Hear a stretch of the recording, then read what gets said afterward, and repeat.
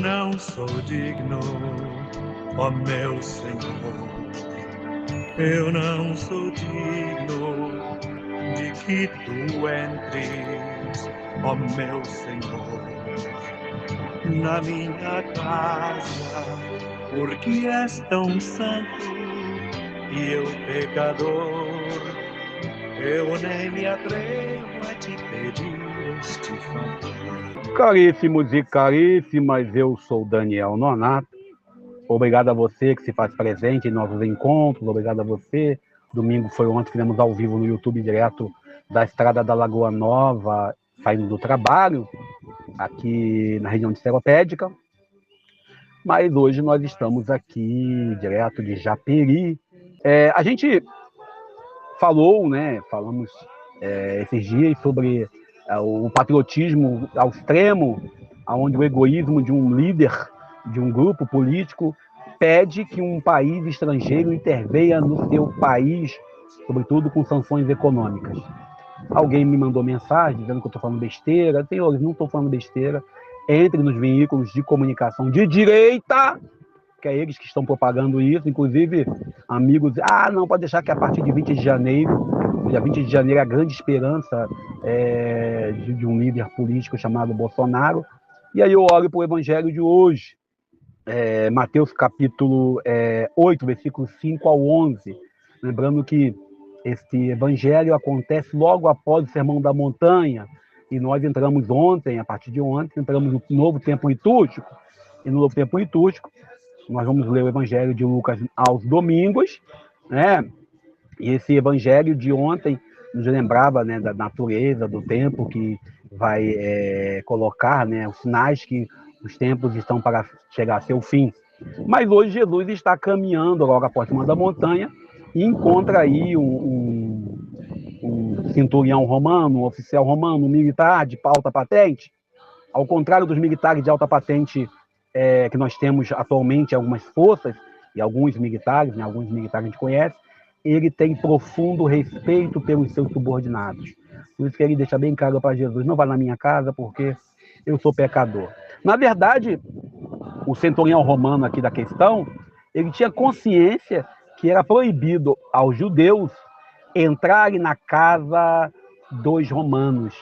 Ou seja, o autor sagrado, Mateus, quando ele traz esse texto, ele traz com essa vertente. Ele tem consciência que Jesus, sendo judeu, não poderia entrar na casa de um oficial romano. Aí ele pega o texto e transforma nessa linda profissão de fé que a Igreja Católica, não sei outras igrejas, mas eu posso falar da Igreja Católica, já que ainda estou católico, diz, toda a missa nós repetimos essa frase: Senhor, não sou digno que entreis em minha morada, mas dei uma palavra e eu serei salvo. Aqui o autor fala, né, que o meu servo será curado. A gente, quando olha para o ambiente político do Brasil, você percebe claramente a preocupação desse centurião com o seu subordinado. A gente, quando fala aí, vivendo aí, lutando contra as caras 6x1, a gente vê aí serviços estressantes, que gera estafa, onde a preocupação dos grandes, sobretudo aqueles que ganham muito, é lucrar, e lucrar muito em cima da dor e do sofrimento do trabalhador, e aquilo que a gente aprende com Karl Marx, aquilo que a gente aprende com o sistema em si, quando falamos que há uma realidade onde a força do trabalhador ela é trocada, aí não é vendida, mas trocada por uns míseros reais. A gente calcula aí quanto um jogador de futebol ganha, falando de futebol, o Botafogo foi campeão esses dias, e a gente, quando vê um jogador de futebol ganhando o que ganha, e aí aquilo que é a piada que se faz, uma escala, no caso do Neymar, né, 1 por 364 dias, a gente vê claramente como que nós olhamos para esse caso do centurião romano. A preocupação dele era que o empregado ficasse curado. A preocupação dele é que ele tinha que ter o empregado curado, não porque qualquer empregado. E quando ele faz uma comparação dizendo que ele tem autoridade sobre seus servos, ele está reconhecendo a autoridade de Jesus. A capacidade. E aí voltamos novamente àquilo da palavra. Dizer uma palavra, ou como diz aqui no Evangelho, uma só palavra. essa uma palavra, a palavra que nós usamos, a palavra é o do verbo agir.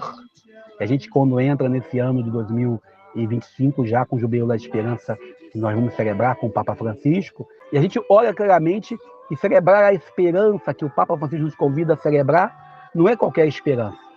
E uma das chamados do Papa Francisco era para que nós olhemos claramente para esse momento do mundo onde tantas pessoas perdem a sua esperança. Ou porque perdeu o emprego, porque brigou com a namorada, com o namorado, com os amigos, com a comunidade de fé, ou porque simplesmente perdeu quem amava para uma doença ou para um momento de dificuldade. O Evangelho de hoje ainda nos traz uma certeza.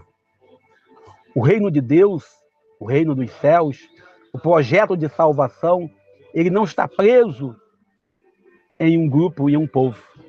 Quando a gente vê aí alguém querendo invocar para si a condição especial, sobretudo nesse tempo do clericarismo, onde muitos pastores e padres invocam a condição de consagrado para poder ter esse ou aquele privilégio. Jesus deixa bem claro que o privilégio nós temos que ter é o privilégio da fé. E a fé nos move para estarmos ao lado de Abraão, Isaac e Jacó. A gente, quando fala desses três patriarcas do povo judeu e patriarca da fé cristã, a gente fala claramente desses três homens no sentido de cada um com seu papel.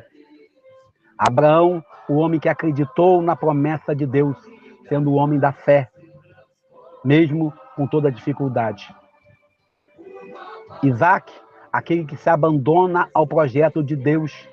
Inclusive, ele tem aí o sinal de ser imolado no lugar, né, do cordeiro, quando Abraão pede isso a Deus, quando Deus pede isso a Abraão. Jacó é aquele que procura encontrar-se com Deus, mesmo na sua diversidade, mesmo tendo um comportamento às vezes meio bagunceiro, porque ele rouba a bênção do seu irmão Esaú. E você vê claramente, você vê bem que existe da parte desses três patriarcas alguma falha, mas eles estão convidados como alicerce da fé judaica, cristã e muçulmana. E esse centurião romano, essa autoridade, demonstra claramente que toda a autoridade está submersa, está sob a ordem da autoridade maior, que é Jesus. Da autoridade maior, que é o próprio Deus que nos convida à vida. O Evangelho de hoje ainda nos convida a nos abandonarmos à palavra de Deus. Nesse advento, em preparação para o Natal, devemos confiar no Verbo de Deus que faz carne e habita entre nós. Por isso Jesus dá a ordem e o servo fica imediatamente curado. Que possamos nós também professarmos nossa fé, sabendo que Deus ele age ao nosso favor e age profundamente apaixonado. Deus nos ajude, nos abençoe. Eu sou Daniel Nonato. Eu não sou digno de que tu entres, ó meu Senhor, na minha casa, porque és tão santo e eu pecador.